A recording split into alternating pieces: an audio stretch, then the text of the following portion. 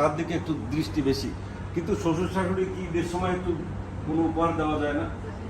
যারা অন্য ধর্মের তাদের এই যে বড় দিন বা ইয়ে আছে, পূজা পার্বণ আছে, গিফট দেওয়া যায় না? নিষেধ আছে কোনো? এই সমন্বয়টা না হওয়ার কারণে আমাদের সামাজিক ব্যবস্থায় পারিবারিক অনেক এইগুলো কিন্তু যারা বুদ্ধিমান এইগুলো সমন্বয় করতে এবং শান্তি, একটা পরিবারে কখন শান্তি আছে কিভাবে বোঝা যাবে যে এই পরিবার আমি শান্তিতে আছি বা তুমি শান্তিতে আছো, কিভাবে বোঝা যাবে একজন? এইটারও একটা উদাহরণ, চমৎকার একটি উদাহরণ আছে, একটি হাদিস আছে।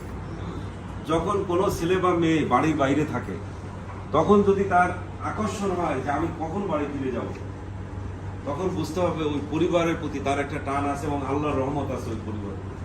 ওই রহমতের কারণেই সে পরিবারের প্রতি ছুটে যায়।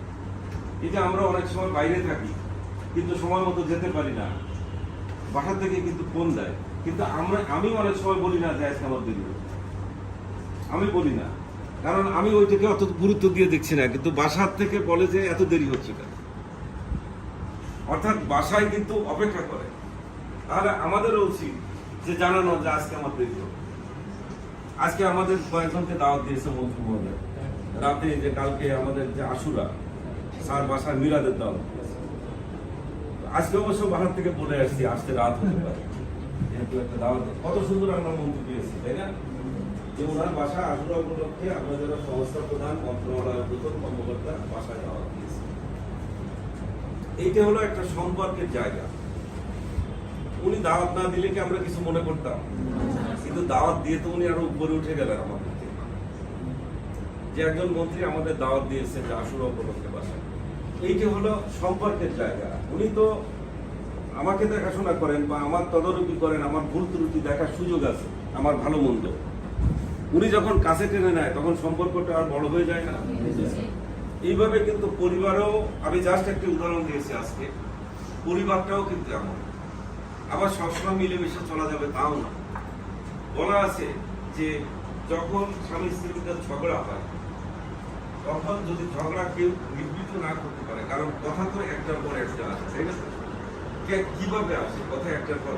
স্বাভাবিকভাবে যদি বলা হয় যে এখন যদি আমি একটা খাতা দিয়ে বলি তোমরা পরীক্ষা দাও, পরীক্ষা এমন কিছু প্রশ্ন দিলাম যেটা জীবনে শুনো নাই অথবা শুনেছ মনে নেই, তাহলে বহু চিন্তা ভাবনা করে লিখতে হবে না?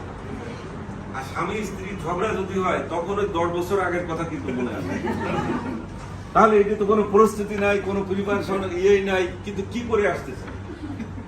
ওখানে বলা আছে যে ইবলিস এই পয়েন্টগুলো ধরায় দেয়, একবার স্ত্রীকে বলে একবার স্বামীকে বলে, এবং ধরায় দেয় কোনটা যেটা শুনলে সবাই রেগে যায়। এই পয়েন্টগুলো খেয়াল করো ঝগড়ার সময়, যাদের পরিবার আছে তারা জানে, এই পুরনো কথাগুলো মনে আসে। বলা আছে কি, যদি এমন হয় ছেলে মেয়ের সামনে এটি উচিত হলো দুইজন আলাদা শুয়ে যাওয়া। সেকেন্ড হলো রাগের মাত্রা বেশি হলে শুয়ে পড়া। শুয়ে পড়া মানে বিছানা শুইলে তখন ব্রেনটা স্বাভাবিক হয়ে যায় আস্তে আস্তে, কিন্তু এই কাজটা আরো কঠিন, তাই না? এই কাজটা কঠিন। এই জন্য কম কথা বলা, সরে যাওয়া, এবং আল্লাহ হেফাজত করুক এই জাতীয় দু একটি কথাবার্তা বললে ওই পর্ব শেষ করলে দেখা যায় আধা ঘন্টা পর দুইজন আবার সুন্দর করে কথা বলছে। আর এই ঝগড়া চরম পর্যায়ে চলে গেলে 2-3 দিন কথাবার্তা নাই। তো ইসলামের নিয়ম হলো যে 3 দিন কথা না বললে 74 দিন থেকে যত ইবাদত করা হয় এর কোনো অর্থই নেই, নামাজ পড়েও লাভ নেই। এই যে বিষয়গুলো ছোট্ট ছোট্ট যে আমি ধর্মীয় এবং পারিবারিক যে বিষয়গুলো বলছি, তোমরা এখান থেকে চলে যাচ্ছ জর্ডান, তাই না? এখন তো আনন্দ লাগতেছে যে আমি বিমানে উঠবো, যাবো, যাওয়ার সময় কিন্তু কষ্ট লাগে, এই কষ্টটা ওখানে যাওয়ার পরেও লাগে, কিন্তু 1 মাস পরে মনে হবে স্বাভাবিক। এইটাই আল্লাহ এভাবে আমাদের মন দিচ্ছে। একজন আপনজন মারা গেলে প্রথম দিন